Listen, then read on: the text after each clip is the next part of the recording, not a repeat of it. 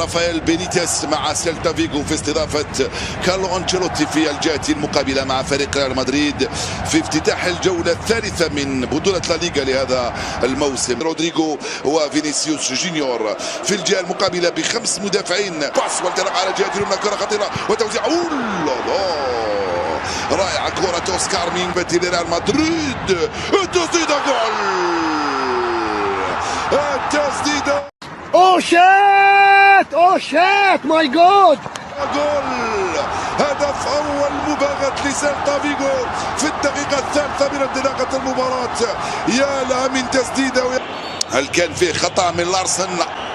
الخطأ بالنسبة للحارس كيبا بعد هذه ولك يا جواد، ولك ما تقدر لي والله، ولك لا تتعب. الكرة الأولى من جونيور رودريغو، فينيسيوس رودريغو، ضربة جزاء، ركلة جزاء لا ضربة مرمى، يقول حكم اللقاء. أنت بتتكلم جد؟ رودريغو لم يجدو. هل يقول بأن هناك تمزق؟ لا،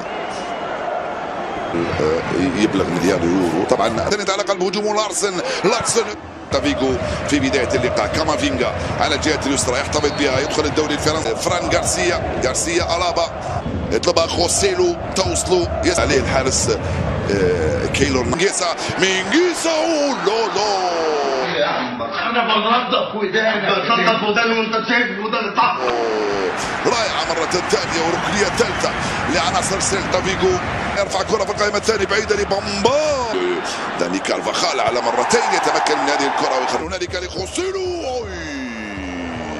عشمني فيه وغدر بيا. ومين ده؟ حببني فيه وسابني يما.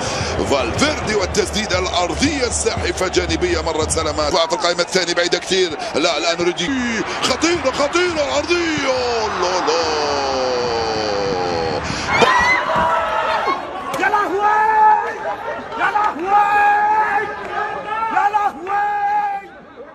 بامبا كاد يفعلها وسيرفي كاد يمررها. لارسن وكيبا. كم نحن تافهين. ياغو اسباس التقى بهذه الكرة. بيلينغهام وغارسيا في كاد يمر كارفاخال مع خوسيلو. هدف مسجل في 3 مواسم مع الاسبانيول طبعا. كرة في الركنية في القائمة الثانية ديلاتوري، توزيعة من بامبا. القائمة الثانية خطيرة. والله العظيم عيب. شنو تضحك علينا انت؟ مو عيب. الراسية من هنالك من لارسن. رائعة كرة بامبا ولارسن، خطير جدا. يدخل رودريغو ايضا في التغطية بروعة. فريق ريال مدريد حتى يتعود مباراة. طب خبال اصيح بك هسه، اصيح بك دبسز، لا تعيدها بعد حيوان. خفة وسرعة ورشاقة وبراعة.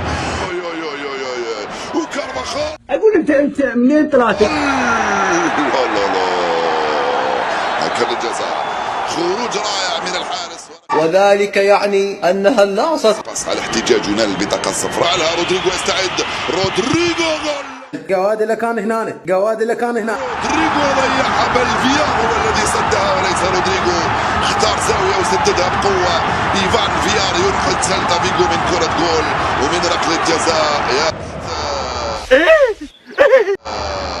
فرصة أخرى أعتقد مع غارسيا خطيرة. وصل على محمد. الهدف الأول جول.